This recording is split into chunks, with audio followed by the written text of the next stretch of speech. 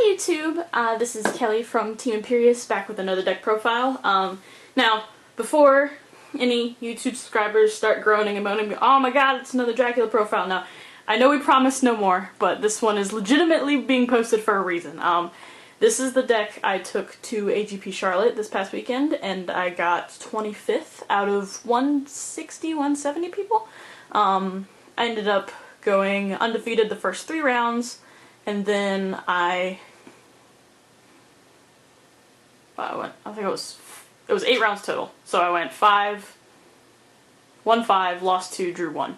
So this list is a lot of fun, and I'm posting it because we have gotten a lot of requests to see it. So many people have been just flooding my inbox asking for the thing, and I do apologize if I haven't replied to any of you guys. I had to come back and jump right back into schoolwork, semester work, so I haven't been able to do a lot.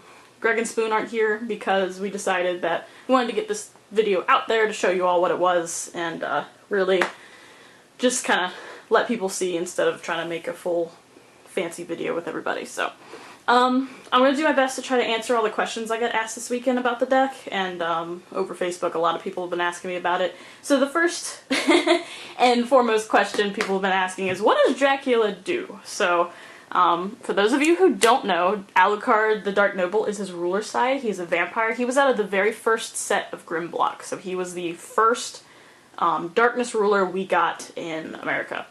So his effect is, his J activate is pay 0. You cannot play this ability if you don't control a vampire resonator, and a resonator your opponent controlled did not enter a grave this turn. So for those who think that wording is a little weird, because it is, what it means is you pay 0 to activate it, but you can only do it if you have a vampire currently on your board and a creature your opponent controlled didn't die, or died.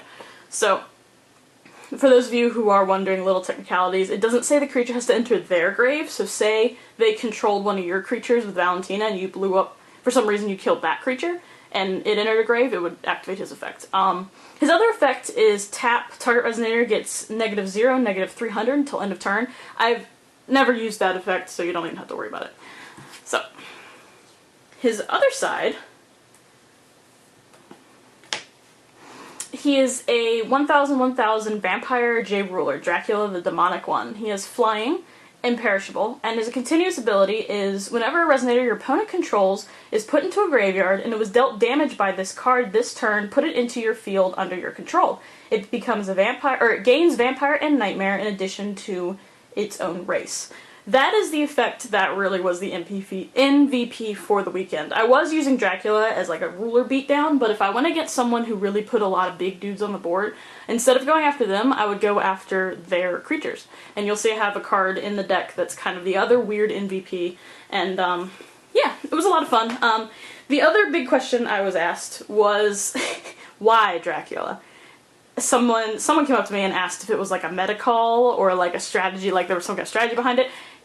To be 100% honest, there was no meta call, no attempt. Dracula is the only reason I play this game. He was the card that I saw that I was like, I'm gonna play that.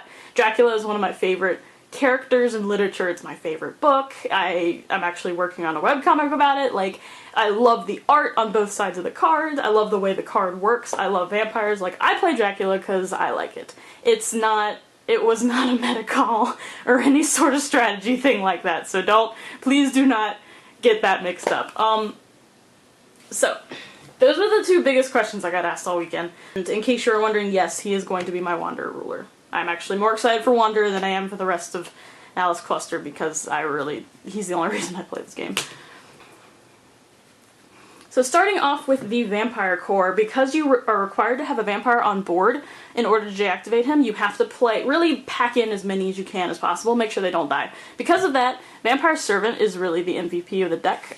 He is a 200/200 1-drop vampire resonator, and his ability says as your opponent plays spells or abilities targeting the vampire you control, he or she must target this card as able. Meaning, if this card is a legal target for whatever the spell is, and he is on the board, they have to target him. Now, he does not create a lock.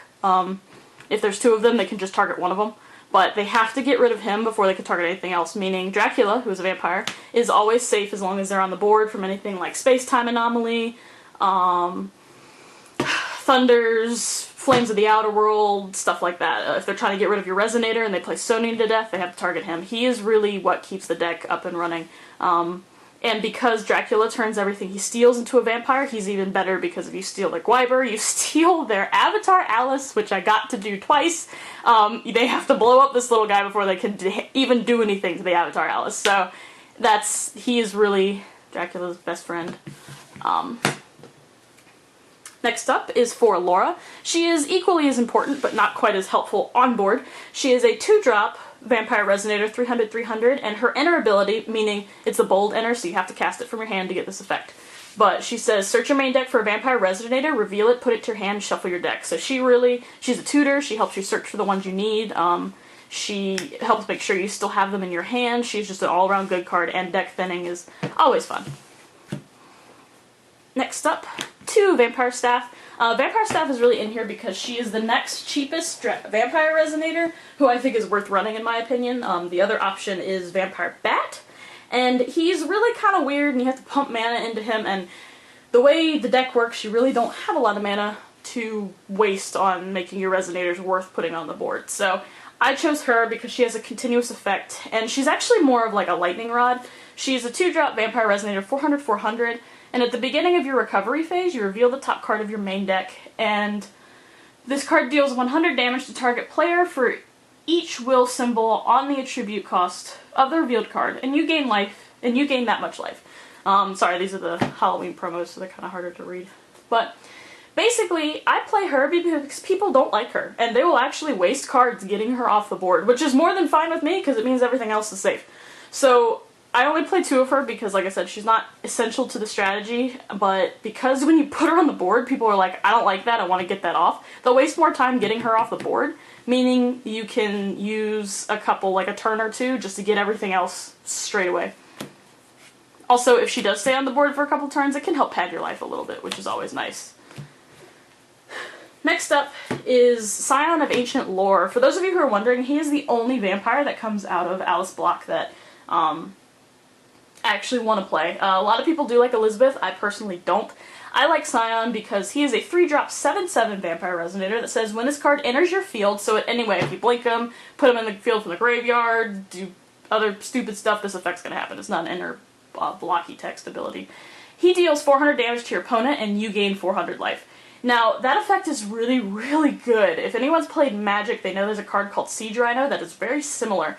And just the fact that he pads the life by 800 difference is actually a lot. Like, I won a few games just because I was at an extra 400 off of this guy. And they were at just a little bit more so Dracula could kill them in one hit. Like, he is amazing. If you get to drop all 3 in one game, then you've hit them for 1200 without ever actually hitting them. And the numbers Dracula can hit between your Regalia is pretty heavy, so this card is actually really, really helpful and essential to the deck. Also, he's a 7/7, which is pretty nice. Even though he's a 3-drop, you can still put him on board and you have a blocker, or just a pretty decent attacker to get stuff out of the way. Then the last vampire in the deck is Carmela, the Queen of Vampires. I only play 2 of her because she is a 4-drop, which is rather clunky. You actually, if everything goes well in this deck, you don't want to hit 4 mana. You want to only have 2 or 3 and you want to go for it. So she's only in here in case I absolutely need her.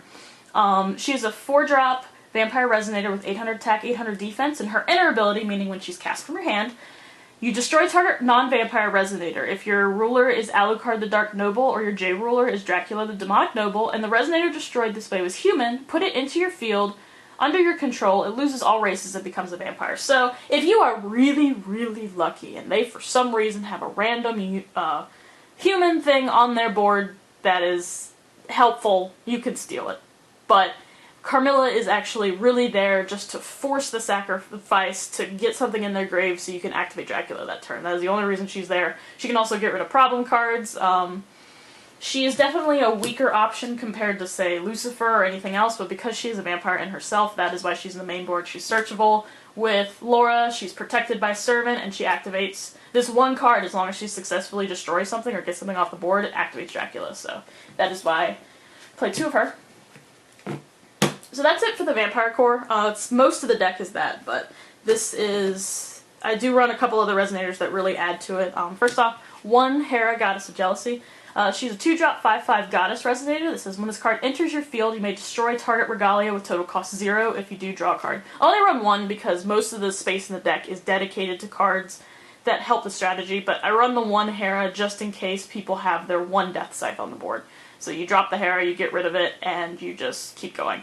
Running 1 really didn't bother me all that much. If I was playing against anything else that was super aggro, I have more Heras in the sideboard that I would put in, but I just ran the 1 in the main board because that was all you really needed. Then, these 2 cards are really what help the consistency of the deck and define the color combination. So the first off is 4 Percival, the Seeker of the Holy Grail. For those of you who don't know what Percival does, is a 1-drop 200/200 Knight of the Round Table resonator. It says when this card enters your field, reveal the top 5 cards of your main deck. You may put a Regalia or Knights of the Round Table from among them into your hand, put the rest on the bottom of your main deck in any order. That effect searches for the Regalia that make Dracula as terrifying as he is. However, it is the second effect that actually makes Percival the reason you want to run her in the deck. And that is, banish this card, prevent all damage that would be dealt to target J-Ruler or Knight of the Round Table until end of turn. And it is that effect a lot of people forgot. Because she only searches for a J-Ruler, you can swing with Dracula, say they go to block or do something, be like, cool, banish my Percival, he doesn't take any damage, pump him up with Levitain, kill your thing, I get it. And I did that to a number of things that round, which really helped the deck. So Percival and Dracula are like best friends, even though she's not a vampire. Then the other card that helps is pretty self-explanatory, but Cheshire Cat, the Grimming Remnant. Basically, because this deck runs on so little mana, you want to pump. I wanted to have at least 3 maxed out 1-drops that could really be played early to help get me some advantage. For those of you who don't know, Cheshire Cat, the Grimming Remnant is a 1-drop 0/200 Fairy Tale resonator with the inner ability, draw 2 cards and put a card from your hand on top of your deck. It has 2 continuous abilities. One is this card cannot be targeted by spells or abilities, so it's a great blocker. They just have to get it out of the way or fly over it. And when this card is put into your graveyard from a field, shuffle it into the owner's main deck. Because of that, you can keep it going, keep using it. Like a lot of people know about this card. Fantastic card. But just the ability to draw cards, keep your deck moving, get to the stuff you need is what makes the deck work. So, next up, 2 Prison in the Lunar Lake. This is a 3-drop Chant standby card. And it's got a weird effect, but it actually helped a lot this weekend. So its trigger is, when your opponent plays an automatic ability of a resonator they control that was put into a field from a non-field zone this turn, while you control a water magic stone, cancel that ability and destroy the resonator. So this thing hits a lot. This hits Lancelot because his effect has to go. It hits people who try to Feast Sing or anything when you go to swing for game. It hits anything with an inner trigger or an automatic ability. It's just a really versatile card. And despite the fact that I only run 3 Waterstones in the side, or the stone deck, it was never a dead card. It was only a dead card 1 time, and it was only dead because the person I was playing against really didn't have a lot of stuff that could help. Like, they were playing like Wyvern Turbo or something, and I was just like, well, Wyvern doesn't matter because of this, the way this is worded, so I played 2. Usually these were the first thing to come out, but I'll talk about the sideboard when I get to it. Then 2 Dreams of Juliet. This card is in here for 2 reasons. 1, because Barrier of Shadows absolutely destroys the strategy of this deck, so you have to run a main board way to get rid of it, but it's also got 2 other effects in case they don't play Barrier of Shadows against you. So it has, there's a 2-drop spell Chant Instant. It says choose 1, or if you control Juliet or Romeo, which you don't, choose up to 3 instead. So you can destroy target addition, so you can blow up the Barrier of Shadows. Or draw a card, which is always okay. Or return or remove target resonator from the game, then put it into the owner's field. That is the second effect I use the most. One game, all I saw were my Scions, so I played all 3, hit them for 12, and bounced 2 of them with Dreams of Juliet to hit them for another 8, so I took half their life with the Scions' inner effects alone. Also, if, say, you swing for game and they go to block, you can blink the blocker, removing it from the battle so the attack goes through. Stuff like that. This card is really versatile, but it's also a main deck answer to Barrier of Shadows, so this card helped a lot. Next up is Space Time Anomaly. This is easily my favorite new card to come out of that new set. This card is fantastic. It is a 2-drop spell Chant Instant with Remnant, meaning you can cast it from the graveyard, and once it's cast, it removes from the game. But it says target J Resonator gets -5/-5 until end of turn, then draw a card. So not only do you draw off of this effect, but the -5/-5 is amazing because it gets around a lot of stuff. Like Muse is really annoying because she prevents any damage that's not lethal damage. But this isn't damage, it's changing the stats. So it gets around people who like to hoard muses on the board. It gets around, if you and your J-Ruler have to go at it, you can play that and make theirs weaker and Dracula can hit for game. If you swing with Dracula, they block with a Gwyber, you can neg the Gwyber and get control of it and your Dracula's fine. Like, it's a really, really good card. Essentially playing 3 means you play 6, because you can play each one of them twice. The only issue is I really didn't draw this a lot this weekend, and the only 2 games I lost were to dead draws, so that was my only complaint, was that the stupid card would not show up. Then, last but not least, is the Regalia, which are pretty self-explanatory. So you have your 1 Deathscythe, making their ruler weaker by not having Imperishable or Swiftness is really good, because Dracula can generally overpower almost all the rulers. At one point, Dracula went head-to-head with a Sylvia, and because I had this on board, I was able to kill the Sylvia, but my Dracula was fine. Also, being able to tap it to give him a little boost in defense. This is the only Regalia that does defense in the deck, which is kind of sucks. I would like to run more, but I think Levitate is just more advantageous. So I only run 1. There's another one on the sideboard, though. Then, for Levitate, in my opinion, the best Regalia in the game. It's just really good, being able to give some swiftness. Then you can tap it to make him deal an extra 200 damage whenever he would deal damage. Then you can banish a creature on your board to untap it, so you can abuse that effect. And I won a lot of games by having 4 of them on the board, stacking the effects, swinging for game, and then sacking my whole board to make him even stronger. So Levitate is really, really good, and absolutely mandatory to make this deck work.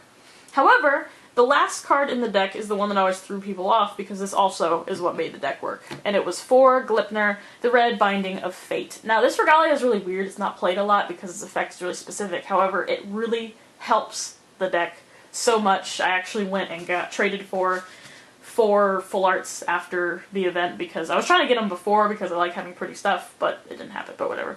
So, Gleipnir is a Regalia that says whenever your J-Ruler deals battle damage to your opponent or a J-Ruler, draw a card.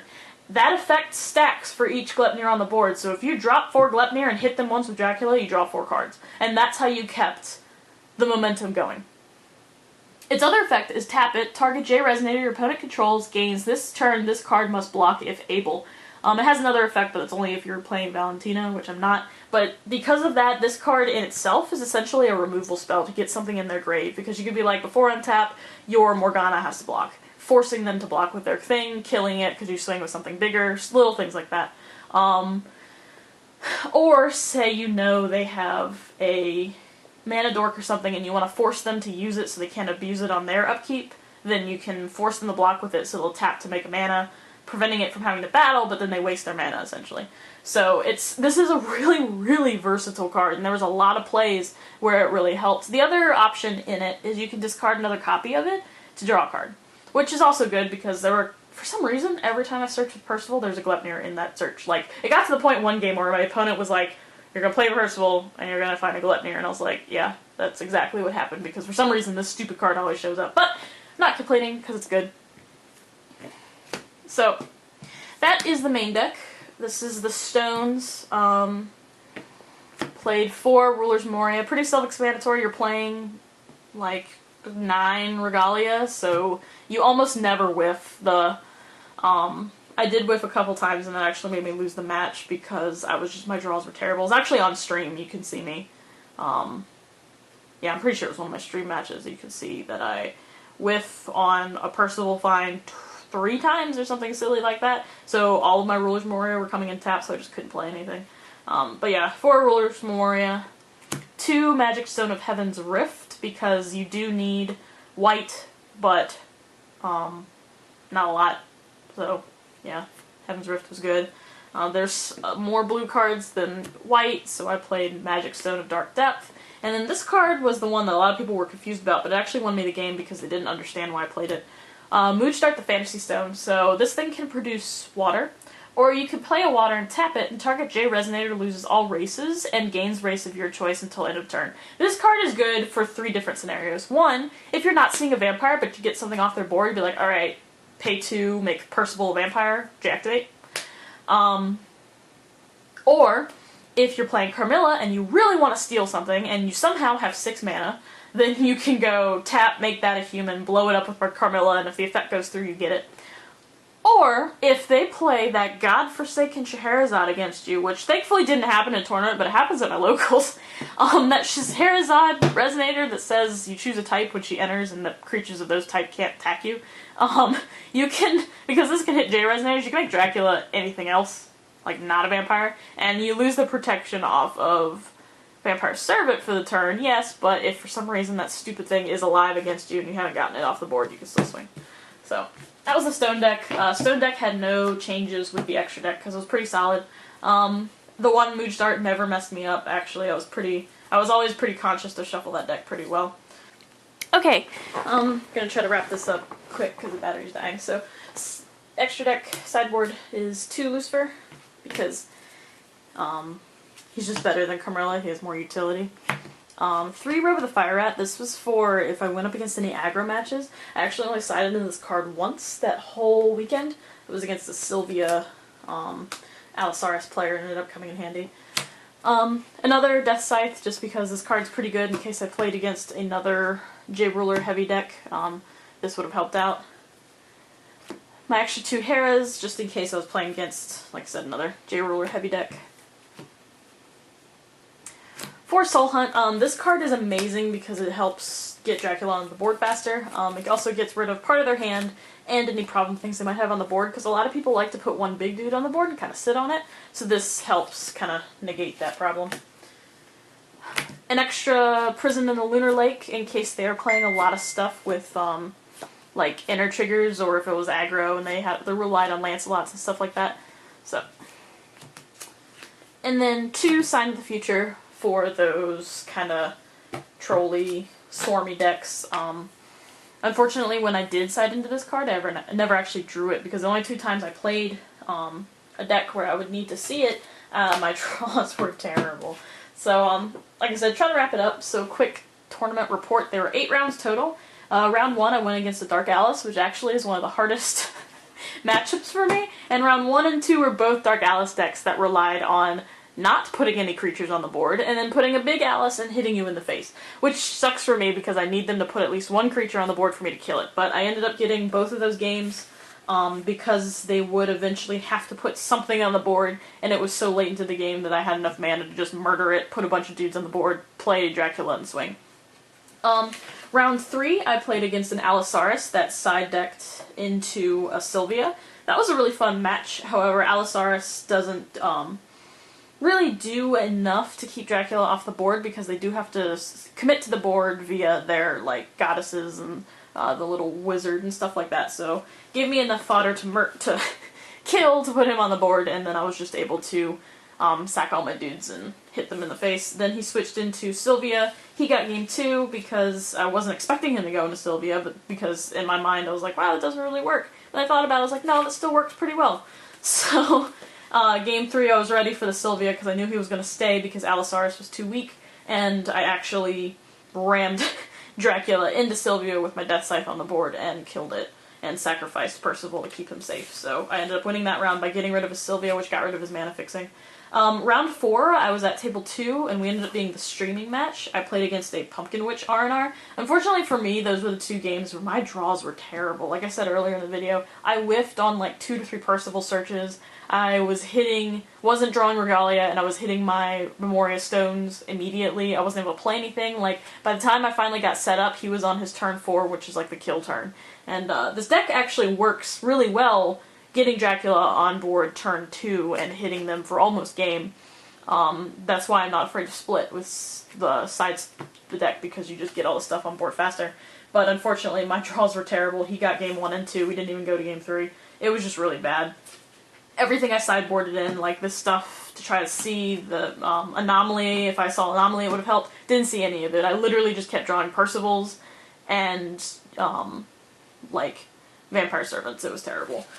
Round 5, I could not for the life of me remember this round at all, so I had to ask my friend, and apparently I was playing against a control R&R that was really weird, because I would get their life all the way down, and then they would play This guy was the master of top decking, and he was able to hit a Lucifer and just kept hitting me and gaining life again, and it was really, really, really annoying because this was the first round where Dracula died. Dracula only died twice the whole day, to both times the space-time anomaly.